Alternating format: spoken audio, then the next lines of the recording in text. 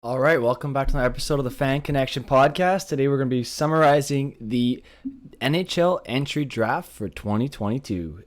Some big news today. Today's topics will cover the top five, so top five prospects being picked, a prospect that fell quite a lot in the draft, some of the trades, and yeah, I guess that's about it for today. So, first topic obviously is the top five. I guess elephant in the room, my Montreal Canadiens, or as Ponch would say, your Montreal Canadiens, I'm wearing half the jersey, drafted Juraj Slavkovsky first overall over Shane Wright. To his dismay, you could see in the crowd, you could see him in the crowd. You could see his not only his like disappointment, but his anger. He seemed so mad.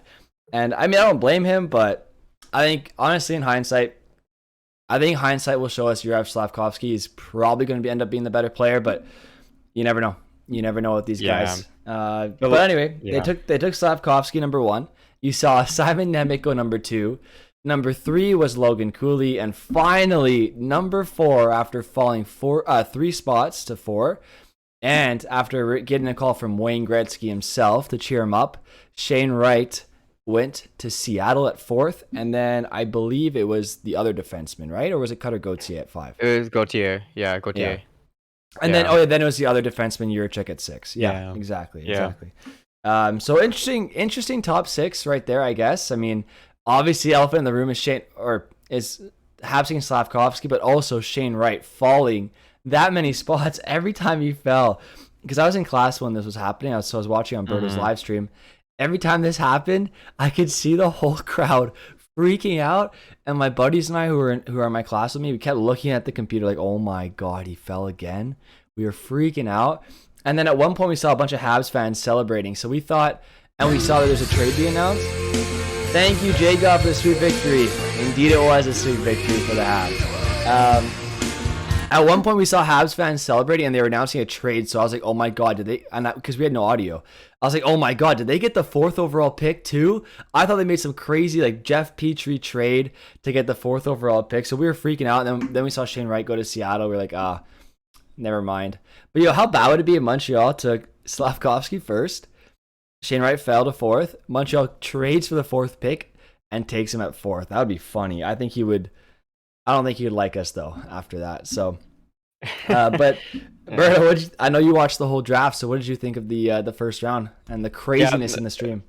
Yeah, the first five picks were crazy. Like I was gonna say, the last time I saw someone like noticeably upset about the draft or not going super early was probably Seth Jones.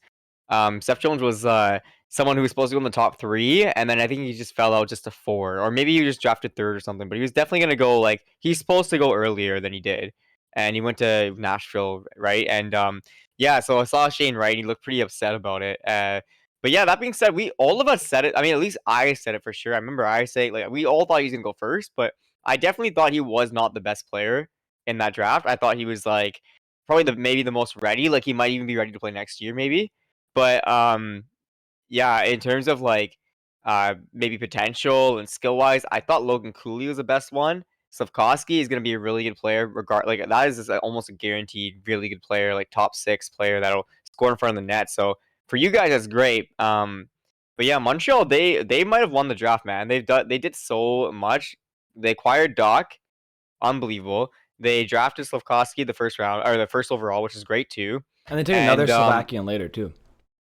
Yeah, and that's like his line mate or something, or it's his friend or something like that. And I remember they were saying it. So they definitely killed it this draft for sure. And now if you're Montreal, like you've killed it. Like you now have Kirby Doc as a center, you have Suzuki as a center, and you have Slavkovsky as your number one or number two winger, and you also have Caulfield as probably your number one winger, right?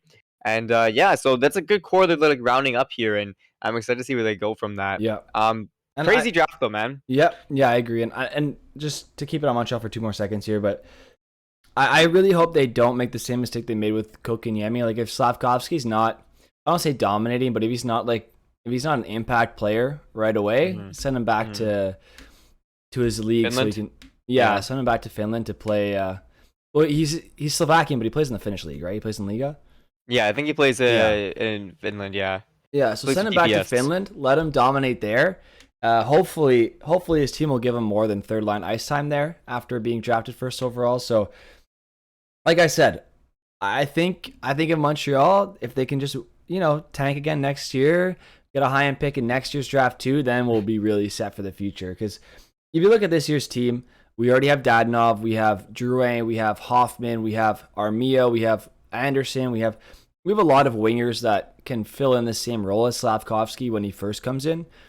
I mean, yes, you can maybe give him the first 9 games, just give him some experience, but let him develop at least one more year. Get some more physicality, get a bit stronger, get a bit more comfortable, work on some small things in the game. That way, when he comes back the year after, he's really really ready to go. He So already is really fucking strong as it is too. So yeah, like for sure. he's only gonna get better, right? Like he's already 230 pounds. He's 6'4". He's two This thirty. I thought guy he was is like gonna 215. He's already 230. Yeah, he's 230. Shit, This never guy mind. is Maybe gonna I'm be a not, I powerhouse, could be bro. completely Like wrong then.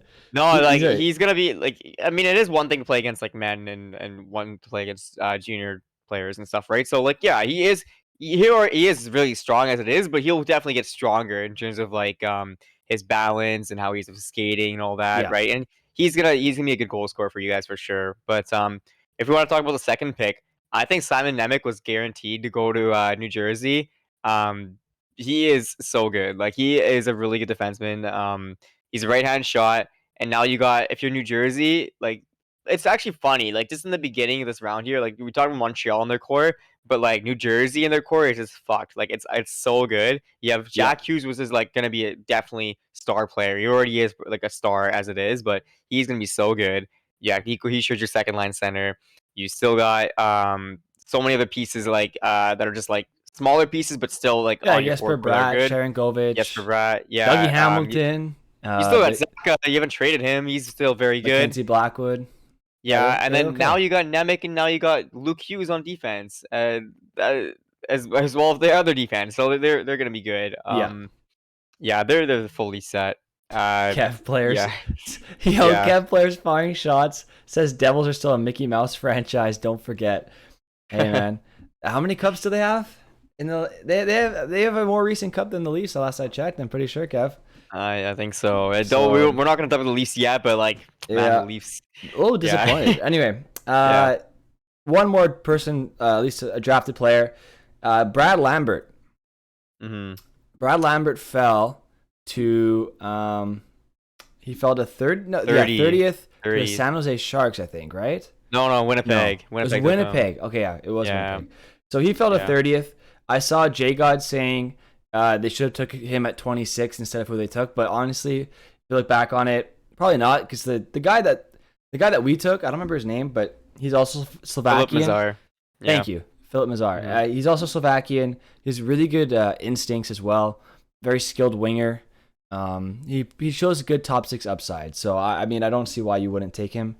And like I said, if he makes Slavkovsky more comfortable, then hey, mission accomplished. So, Exactly, yeah. And but I yeah, don't think Brad. you guys need to draft another center either. Especially if you trade for Doc, right?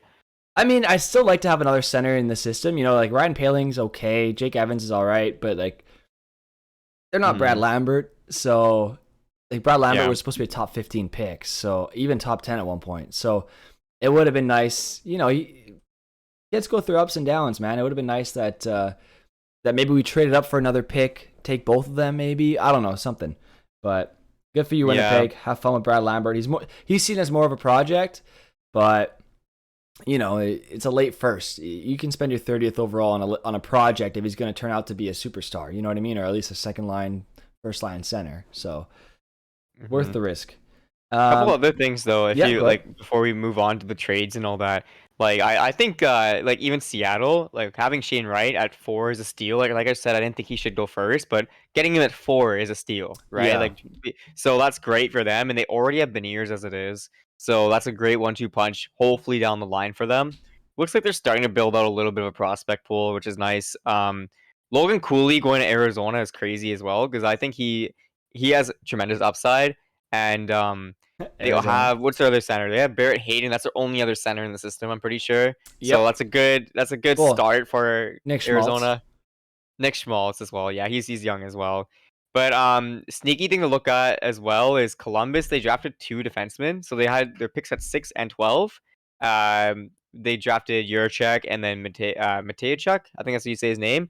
And if both of them pan out, man, or even just a little bit, like if they're both top four defensemen, they're gonna be stacked on defense too, because they already have Werenski and Juracek is. I think he's gonna be a really good defenseman. He's a right hand shot as well. He's pretty big. He's 6'3". He's gonna fill out, and yeah, man, they're building their team from the net out. It looks like, or at least from defense up, and you already got Lane there, right? So they have a little bit of a decent core, but it's gonna take a little bit of time for these defensemen. Just like every single one of these prospects, to be honest. Like, even the guy that Canucks drafted, he's gonna take a little bit of time. And I think you saw, like, as everybody walked up, the main thing everyone kept saying was, "Oh, they're gonna take a little bit of time because of this or that or whatever." It's one of those drafts. Like, the only people I really see maybe playing next year or even the year after that will probably be Nemec, Wright, Slavkovsky, and that's like the top Yeah. like I three, mean, four players, right? it's important to keep in mind COVID definitely did stunt a lot of these guys' development because Yeah.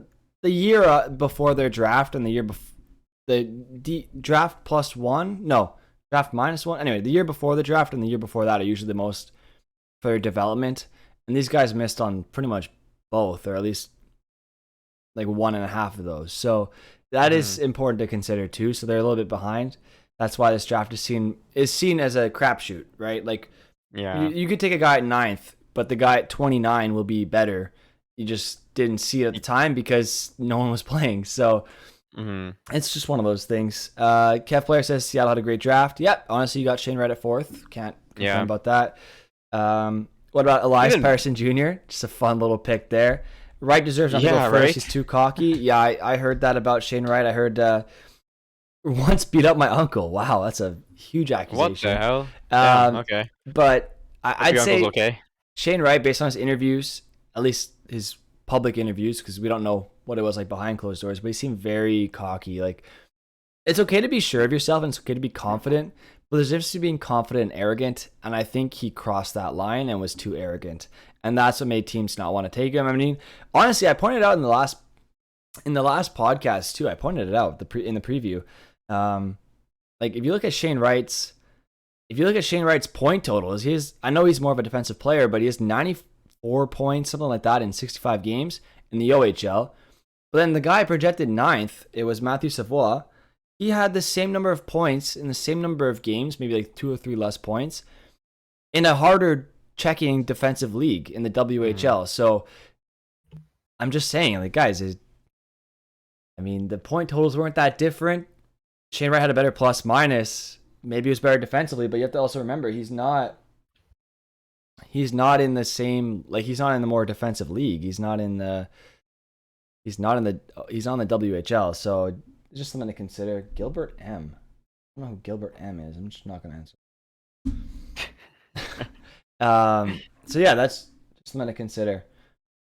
Tell me again. Okay. Let's move on to the first big trade, or one of the big trades, the DeBrincat trade. So I think this happened before the draft, correct?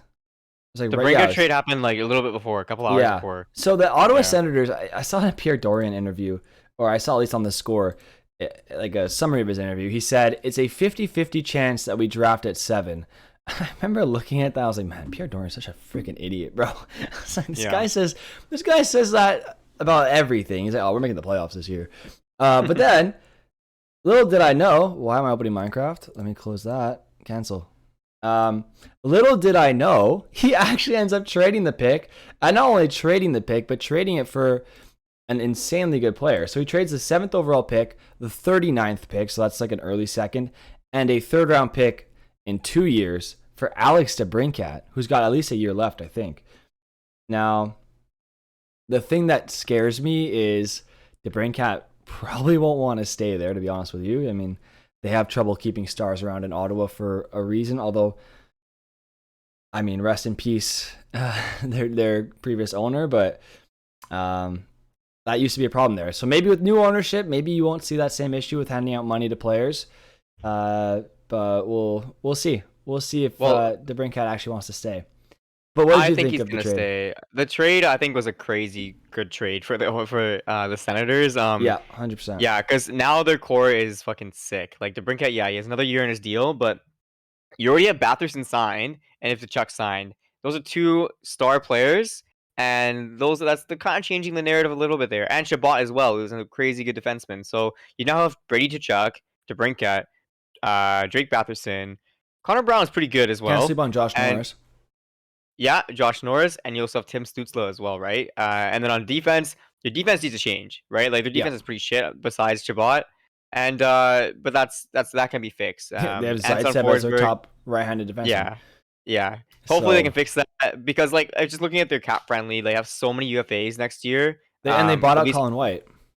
yeah, like their defense is all gonna leave basically. You have Travis Hamonic that's gone, probably UFA.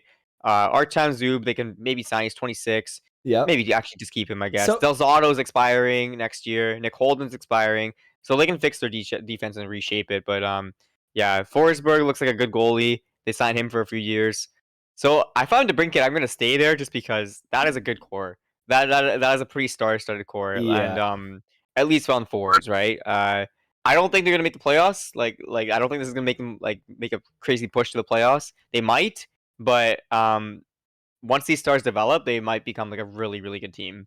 yeah. I just like I said, I don't see them being better than Toronto. I don't see them being better than Tampa. I don't see them being better than Florida. That's 3 teams right there that's ahead of you. Yep. I don't see them necessarily being better than Boston because I mean Boston now is Hampus Lindholm and Charlie McAvoy, so and Bergeron staying for another year. So, like I said, I don't see them beating Boston now. So you're gonna finish 5th and make Boston's the playoffs. the debatable one. I think Boston's No, actually I agree it's the debatable one, but I still don't see them being better than Boston. I think firing their coach, Bruce Cassidy, was the wrong call because he was able to coach some pretty injured, banged up teams to the playoffs. So I wouldn't have fired Bruce Cassidy. I guess maybe they needed a change of locker room voice, but it is what it is. But yeah, so we'll see what Ottawa does. I like the trade for them. I'm not gonna lie. Now there's a lot of pressure on that 7th overall pick to turn out, man. Because if that defenseman doesn't turn into at least a top 4 D man, trade away Alex DeBrincat for that. Good luck. Who was it? Let's see. It was 7th. It was It was a defenseman. Korchinski, right? Korchinski. Yeah, he projects well. He projects well. He's got good instincts. Yeah, I think we'll see. Yeah, we'll see. Like Chicago really went full rebuild here. Like I think they really want to get Bedard. Like it's very like clear that they want to get Bedard, and I don't even blame them because he's that good. And if they get Bedard, that changes everything. Like so now, I think they should have just kept. But like after seeing what they did, I guess it makes sense. But I thought they should have kept DeBrincat, kept Doc, because those guys can be part of your core going forward, and you can maybe still get Bedard. But I don't think Chicago expects to be good in a few years or like in 2 years. I don't think Chicago likes Kirby Dach very much. I never got the impression they liked him because if you always looked at his ice time, it was always terrible. He never played with the best players. He never got the ice time. He never got the first line power play. They never gave him the ice time, man. He never had the chance to succeed. In Montreal, he's going to be their second line center. Who's ahead of him on the depth chart in Montreal? No one. Well, just Suzuki. That's Suzuki. It. But yeah. So Montreal in the future, first line is going to be Suzuki, Caulfield, Slavkovsky. Okay, I'm down. I'm in. Second line, or instead of Slavkovsky, you put Anderson. And then second line, do Slavkovsky or Anderson, Kirby Dach, and like Jonathan Drouin. Fuck it, why not? He could work with those guys. And then you still have Mike Hoffman. You still have Evgeny Dadonov right now, Jake Evans, Ryan Poehling. You know, the team's starting to fill out. A little bit. And then you have a lot of prospects coming up. Jan Mysak, all these guys. Anyway, I don't want to get too much into Montreal, but speaking of Montreal, speaking of Chicago, massive 3-way deal happened yesterday as well. Shocking the hockey world, I think, because no one knew Romanov was on the block. No one knew Romanov was going to be traded tomorrow. I didn't hear any speculation of Romanov. But the Montreal Canadiens trade Alex Romanov alongside the 98th pick, so a 4th round pick, to the New York Islanders in exchange for the 13th overall selection, which they then flip alongside a 3rd round pick, the 66th overall pick, to Chicago for straight up Kirby Dach.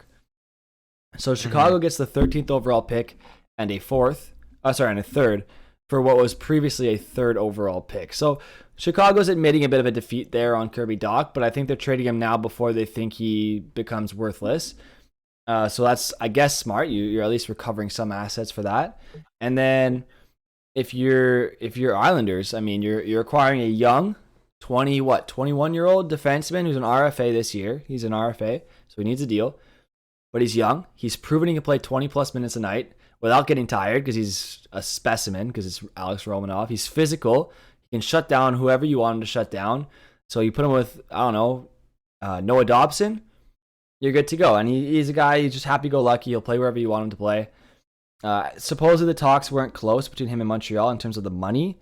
And honestly, if you look, I'm going to miss Romanov a lot. I like the deal, though, and I think it was the right deal because if you look at the Habs prospect pool, they have Jordan Harris, Jaden Struble, hate to say it, but Logan Mailloux, Justin Barron, Caden Gooley. That's 5 prospects that I see as projecting above Alex Romanov in the future. So I would put Romanov as a third pairing guy, like an Alex Yemlin with better upside. So I think he was on his way out anyway in the future. So might as well trade him while he's at peak value because he's played so much and played well.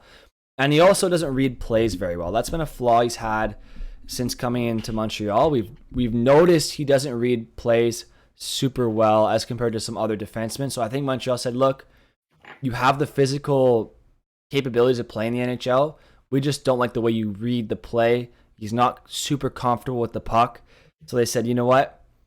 Lou Lamoriello, you seem to love this guy, so you can have him. And we'll see where it turns out. Honestly, I wish him nothing but the best, though. Yeah, I think it was a really good. Yeah. How you get a top 15 pick for Romanov? I mean, you add a 4th round pick sweetener is how you do it. Yeah, I don't know what we had on Lou Lamoriello, but we got the job done. Yeah. Well, that was a sweet deal. And honestly, maybe a slight overpayment for Kirby Dach, but I'll take it. Yeah, well, how bold of me to assume that you're asking me how I feel about the trade, but anyway. It was a good trade for you guys, I think for sure. And even if you're from Chicago's perspective, it was honestly just a good trade all around. It sucked for me because as a Canucks fan, there was rumblings. Rutherford actually, or not Rutherford, Alvin shut it down, said there was nothing there. But Elliot Friedman tweeted out there was a lot of talk between the 15th and 13th pick, which was the Islanders originally. And then this trade happened after. And the Miller stuff was talking about. So I'm like, okay, Miller's fine. He's gone. There's going to be a big trade with Miller. But and no, nothing. this happened. Yeah, so this happened instead. But it was good for all parties involved, I think. If you're a Chicago fan, they got Frank Nazar, who I think is going to be really freaking good. So that's a great pick at 13. I think he should win inside the top 10. But yeah, he's a good center. He's not super big or anything, but I think he'll definitely project to be a good player. So what they did is they traded away Doc. They kind of gave up on him, I guess, and they got another center instead, right? So, yeah, it looks like Chicago's making it look like they're gonna not be good right now or good next year, but maybe get Bedard next year, and maybe within 5 years or so, they're gonna be a good team again, and they're gonna start rebuilding their core. It looks like. I was just gonna say, I even think they're gonna trade Kane, but it'll be like near the deadline, more of like a deadline deal player, right? So, sure. Yeah, it's crazy to see that Chicago's come all the way down to here after being good for so many years in a row, right? So, yeah. Yeah, it's funny. Imagine instead of getting Ottawa's 7th pick, they're like, we'll take your next year's pick unprotected. And Ottawa just sucks next year. That would have been really funny. But yeah, it is what it is. I mean, Chicago, I think, honestly, they're going to try to build another dynasty with just different players. And it's the right move. It's the right move. You're selling while your current players have value. And so you're getting a ton of prospects and picks. And they're getting a bunch of picks right now. Right? Yeah. They got the 7th overall. They got the 13th overall last night as well. They had their draft pick, I think. Or no, did they not have their pick last night? I don't think so. Who? Sorry. Did Chicago have their own pick too? I don't know if they had their own pick. I don't think so.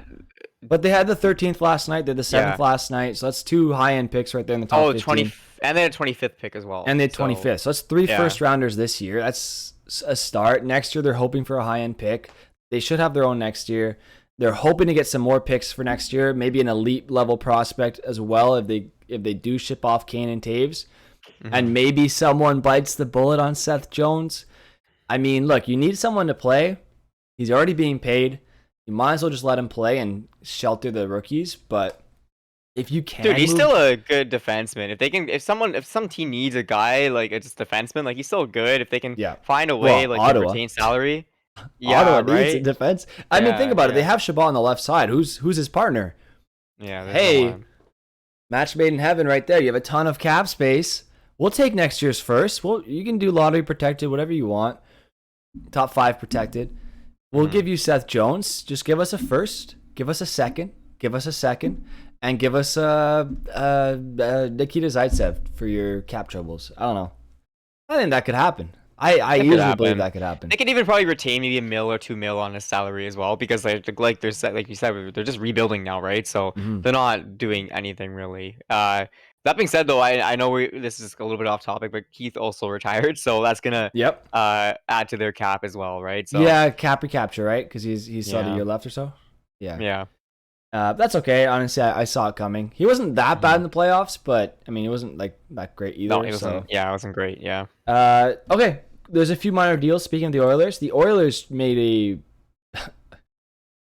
let's just say a trade. So they acquired a first round pick, number 32. So they acquired the 32nd pick. So they moved down 3 spots from 29 to 32. But then they also give up a second round pick in 2025 and a third round pick in 2024. So 2 years away and 3 years away each. And just to get rid of Zach Kassian. So I guess it wasn't as bad as I thought it was. But they gave up 3 spots in the draft, a second, a third, all to get rid of Zach Kassian's contract to Arizona. So good job, Arizona, getting more picks. Although that's for a while away, so maybe that's going to be picks they use when they're good. I don't know. Whatever. Arizona's Arizona. And then the Maple Leafs traded down. So they traded the 25th pick to Chicago to move down to the 38th pick to get rid of Peter Mrazek's contract. Honestly, a W for Kyle Dubas there, to be honest with you. L trade for Edmonton, I agree, but W trade for the Leafs. Honestly, getting that $3.8 million off your books, that's a nice move. Can you stop? I'm getting stressed. What's going on with Chelsea? Oh my God, no! We have plans later. We're all going to the beach in a little bit, and she's doing her paper. So I'm like, can you hurry up? She says she's gonna either do her paper. She can't only do it tonight, and so she might not come to the beach. I'm like, dude, just do your paper. Why are you here? This podcast is making me stress. Well, Anyway. we're sorry. We're trying to have a good time. Yeah, Chelsea. No one told. I appreciate the support, Chelsea, but like, no one told you to be here, man. Go do your paper. We understand. We understand if you have a paper. You can hit that mute button and still be here. Yeah. Moving on. Speaking of stress, Tony DeAngelo. Stressful for every manager he's ever worked for. No, what a segue. Thank you. I thought that was actually half decent there. That was good, yeah. I don't know where I was going with it, and then I made it up on the spot. So Tony DeAngelo was acquired by the Philadelphia Flyers, and they subsequently signed him to a 2-year deal worth like $5 million or $4 million each. So not terrible. He's going to play your first line defensive pairing. He's going to play well. So enjoy the points there. They get an offensive defenseman, and they also get a 7th round pick in exchange for a 4th round pick, a 3rd round pick, and a 2nd round pick. So not too much given up for a guy who's going to take up a lot of ice time. The Flyers have John Tortorella as their coach, so you're almost not going to know he's there because Tortorella's going to take up all the attention. So why not? Oh man, there's going to be so much drama in Philly next year. Dude, I'm so excited. You know what's funny is someone tweeted out this like screenshot of Tony DeAngelo. I guess he did like a Q&A thing on Instagram, and it was on his story, and someone asked him what his least favorite team was, and he said the Flyers. And this guy had it screenshotted. This is from like so many years ago though, so like it's pretty funny. But yeah, there's gonna be a lot of drama next year for sure. Oh, could you get Kadri? Kadri's not signing there. There's no chance. I was really gonna say that. I think he might, man. They can give him money, and he's gonna be their like number 1 center or their number 2 center. Okay, is Philly gonna be good next year though? No, I don't think so. Like, I think they're can we look at their chart? What? Can we look at their depth chart? Yeah, no, I have it right here for you. It's like you have it already. Now I do, yeah.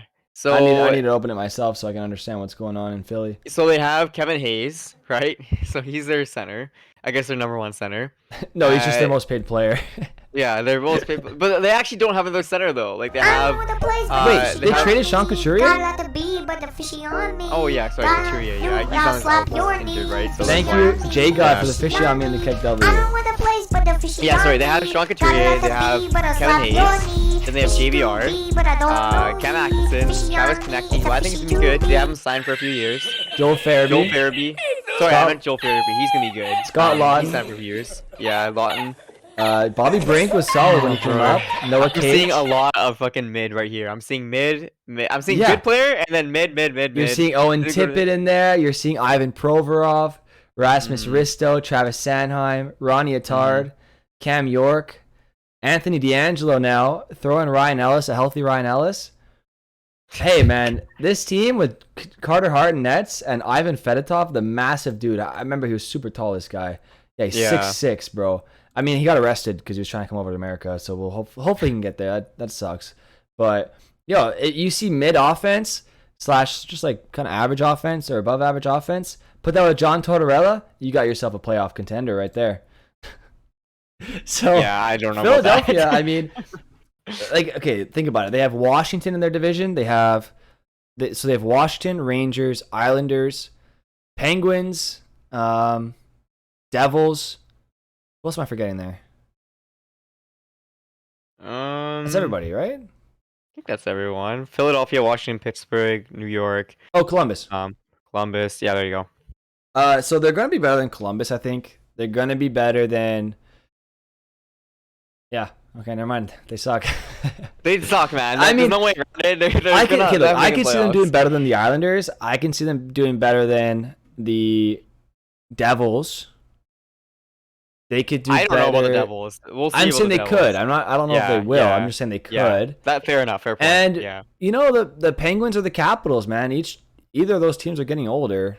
Dude, Capitals need to go in on Kadri. That's who they need to go in on. I mean, Kuznetsov, Kadri, and Backstrom down the middle. Backstrom's done, man. I'm pretty sure retired? He's done. Shit. I don't know. I'm pretty sure he retired, but I know he's for sure done this season. Damn. So that sucks. Kind of an underwhelming end for him, but yeah. Well, speaking of the Capitals, they traded away Vitek Vanacek to the New Jersey Devils for a second round. So they gave up Vitek Vanacek and the 46th overall pick. So that allowed them to move up to the 37th pick and acquire an extra third rounder from the Devils. So essentially, they move up 9 spots and get a third rounder for Vitek Vanacek after giving up a second to get him back from Seattle. So, okay, I guess not bad. You do you. The Red Wings acquire Ville Husso for a third round pick from the St. Louis Blues, and I think was that a trade or was that just the? No, they acquired him. Okay. Yeah, because the Blues sold the rights to him, but I think he was a free agent or something, or an RFA. I'm not sure, but the Red Wings got him. Stevie Y seems to like him, and I think I said that right. So we'll see what that happens. I mean, hey, he's better than what Nedeljkovic put up. So that's a good bet for them to make. Yeah, that's a smart bet. You can have him and Nedeljkovic battle it out for their position there, and then I saw Luke Kunin was traded as well, kind of a minor deal. The Sharks acquire Luke Kunin for John Leonard and a third. I mean, I don't know if Ponch is happy or sad about that. I mean, Luke Kunin's kind of been that guy. He's been underwhelming at best, I'd say, throughout his career. He was drafted. He's 24. Where was he drafted? He was drafted by Minnesota, I thought. Luke Kunin. He was drafted by Minnesota. Yeah. Yeah. I don't know where he was drafted, though. It doesn't say on Elite Plus. It doesn't say on Cap Friendly here. Let me see if I can find it for you guys. I'm on Sportsnet. Oh, that's why. Sportsnet's terrible. Well, while you're looking for that, I just had to pass on a message from Ponch because we forgot to touch on it. But 15th overall pick in 2016. Sorry. Nice. That's okay. So they had the 11th pick originally, the Sharks, and they traded it to Arizona. And the reason why is because in this draft, like we touched on earlier, a player in the 27th could be way better than the player at 10th because it's so hard to tell in this draft. And a lot of these players, it's like they take a lot of time to develop. Like you're gonna see most of these guys be in the NHL 3 to 4 years from now. 2 years might be some of them, but 3-4 years from now you'll see some of them for sure, a lot more of them at least.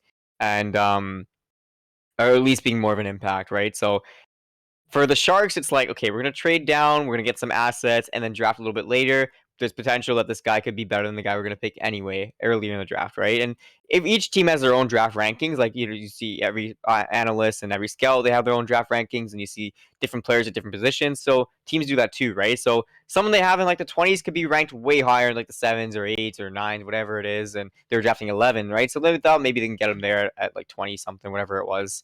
What did they draft? 27th? Yeah. So that's why they did that. And I guess Arizona, they drafted Connor Geeky, which I don't know if you know too much about him, but I think that was the biggest red flag in the first round. I really wanted to stay away from him, and the main reason is because he is a big center. He is a big guy, and that can definitely be very useful. But his skating is not on par. Like, it is not that good. So that's probably the biggest red flag, and it's hard to develop or at least have a lot of faith in a guy if you're drafting early in the first round to be like that Yeah. good if your skating isn't good, right? I think they So just yeah, went for strength and they went for quality over quantity. I think Arizona, that was their yeah, goal, and I think they're yeah, just trying to get as many centers as possible in their system because right, let's be honest, outside of Barrett Hayden, like we said, it wasn't good. Now they have yeah, Cooley, Hayden, and Geeky. So, and I yeah, think their ideas look like Cooley's a bit of a project too. He's going to take a bit longer. He's not going to be yeah, ready right away. Might as well take Geeky, help him with his mhm, skating, let him take his time, and then he'll get here when he's ready. And then that way down the line, like they'll have Geeky, Cooley coming into the lineup. Barrett Hayden maybe will be good by then. Who knows? yeah, Keller will be in his prime, if not past his prime by then. But that's, I mean, whatever. That's just tough when you do 3-4 rebuilds in a row. yeah, So, but we'll see. We'll see how Arizona does. I mean, hey, they've been turning around a little bit as of late in terms of their trades. I've been liking their moves a bit more, but I mean, now it's about actually developing the prospects because they've been always acquiring picks. It's just a matter mhm. of developing the prospects. Last trade that we want to talk about before we end off the podcast was the Georgiev trade to the Colorado Avalanche. I don't see it on here. That's It right. was like a third round pick. Yeah. Well, if you have it, you should read So it it out. was 2/3 and a fifth. That's kind of steep, to be honest with That you. is a very steep trade. So it was But a third and a fifth yeah, this year, which was two of the remaining four picks I think that Colorado even had this year. mhm. So they had like three picks this year, or like two picks this year, and one of them was like a fifth, the other one was like a sixth and a seventh or something. And they give up next year's third, all to get Alexander Georgiev. Well, Oh, you better hope that this guy's gonna be a starter. They did see okay, so they made a bet on him, right? And that's fine. They just won a cup. They have a really good core anyway. They can shelter a goalie, right? it Like doesn't matter I who their don't. goalie is. Yeah, They're gonna be fine. yeah, they're It's gonna be just fine. So he is a youngish goalie. How old is he? I don't think he's too old. He's in his 20s. uh Um, yeah, youngish. Here, I'll check right now. Yeah, but yeah, it's a good bet to make. Like he was not gonna grow in the on New York because you have He's Shesterkin 26. there. Yeah, so he's a very young goalie actually in terms of like comparison to the other goalies, right? And in the league or main starters. Yeah, he had an So 898 this year though. So yeah, that is really bad. Like I'll say that, but also remember we were talking about it earlier in the season where the Rangers have actually fucking poor defense. Like their 5-on-5 play wasn't very good, oh, it's and terrible. Shesterkin like hit a lot of that stuff, right? So him on Colorado will definitely improve his save percentage. I don't know actually how good this guy is. I haven't seen enough to him comment on it that much, but it's an okay bet to make, right? And I'm sure they got their shit figured out besides him, but yeah, that is a steep price to pay if you're Carolina or if you're sorry Colorado because yeah, I don't think he was worth anything. Like he was worth something, but not like that. Not 3 picks, man. Like that's crazy. Yeah. Not for an And 800 goalie, whatever it was, eight yeah. something. You said. Yeah, he's like an 898, but in his career it's like a 930 or something. So he's not too Okay. bad. Yeah. Yeah. Or like a 920 or something like that. But Felipe, I was gonna say real quick. I remember we were saying like, why is everyone helping out the Lightning? Like the Ryan McDonough trade. So it's McDonough for Grant Mishmash and Felipe Myers just straight up. No Hmm. retention of anybody. I always forget he was 12th overall selection by Montreal, but that's okay. Um, I'm over it. Sure. So Ryan McDonough's contract expires in 2026 with Hmm. 6.75 cap hit per year. Dude, it's like that's like I think 3 more years, like including next year. It's Yeah. 3 more years of Ryan Yeah. McDonough. At the age of 33, he's already slowed down a lot. Meanwhile, the Lightning get Felipe Myers, who has a contract also expensive, $2.55 million per year, but expires next year and is an RFA next year. He's 6'5" at 25. So, I mean, and Grant Mishmash is only 23, so they can do whatever they want with him, Mishmash. But, yeah, you know what? The Predators helped out the Lightning again. Why has everyone helped them out? I don't know. I have no idea. But now the Lightning have cap space and are younger somehow. So yeah, cool. Thanks. They're gonna basically use that money to they're gonna use that money on the forwards, basically. Like that's what that deal is for the Lightning. In terms of the Predators, I think it's just like I think they're just trying to run with this core with like because Duchesne had a really good season. Forsberg had a really good season. They're gonna probably lock him in. Yoshi he just came off a Norris nomination and he won Norris the previous year. He would have won the Norris if Makar wasn't insane. Yeah, exactly. So, yeah. So they have Saros as well, right? So they do have a pretty like okay core, and I get it at least for like because McDonough isn't.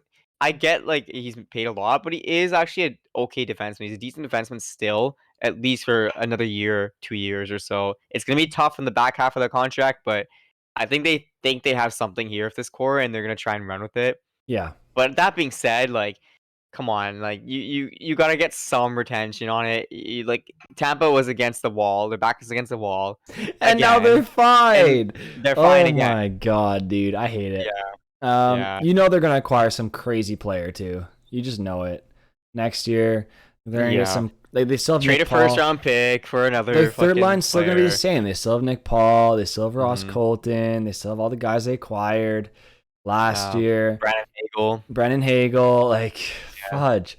And now it's like, okay, hey, we have an extra $3 million, $4 million. Let's go out and get, like, I don't know, somebody. I think they're insane. just gonna use it for like their forwards because I'm pretty sure they have some people that are because defense right now they have Hedman, Chernak, Felipe Myers, Jan Ruda. Yep. Mikhail Sergachev. They got Cirelli next year, right? Bogosian. Like their defense is fine. Yeah. But yeah, you're right. Cirelli's expiring next year, so they have to re-sign him. So they'll probably get one rental, and it's going to be something crazy. So we'll see. Hey, man, the Lightning have a masterclass on how to build and maintain a franchise. I'm going to be honest with you. 2 years in a row they won. Third year they went to the Stanley Cup Finals and lost barely in 6 games. So next year I could easily see them in the Stanley Cup Final again next year. Their team has barely changed. They're going to be more healthy. They're going to be a bit younger, too. Maybe Felipe Myers doesn't get injured like McDonough does. Or probably. I don't know if McDonough was, but I'm assuming he was. But yeah, I guess that's it for today's podcast. We covered a lot today, 42 minutes in. We appreciate everyone for stopping by. It's Chels. I hope you're... I used to think it was It's Chels as in like Chell, like NHL, but it's Chels. Chelsea. Okay, I get it now. It's Chels. So, Chels, I hope you get your thing done. Kev Player, thanks for stopping by. Jay got as well. Wisebot, just kidding. Imagine like thanking the fucking bot. Fala Ammo, Lil Sandy Vert. I don't know what they were asking, so I just didn't answer. That's okay. Yeah. And yeah, we'll see you all in the next one. Have fun at the beach, Berta. And yeah, we have just to give you guys an idea, actually, quickly. Coming up, we have the Stranger Things going to be released tomorrow. The Stranger Things recap. We're going to have a podcast predicting or kind of like a precursor to the NHL free agency period. We are going to have a podcast about The Boys, and we're going to have a podcast about Thor, Love and Thunder. So we've all seen the movie already, so don't worry. That's going to be out on Sunday or sometime next week, early next week. So just as a precursor, you know what to expect coming up. Some big things. We're excited for them. And yeah, we'll see you all in the next one. Hope you all have a good night, and talk to you later. See you guys.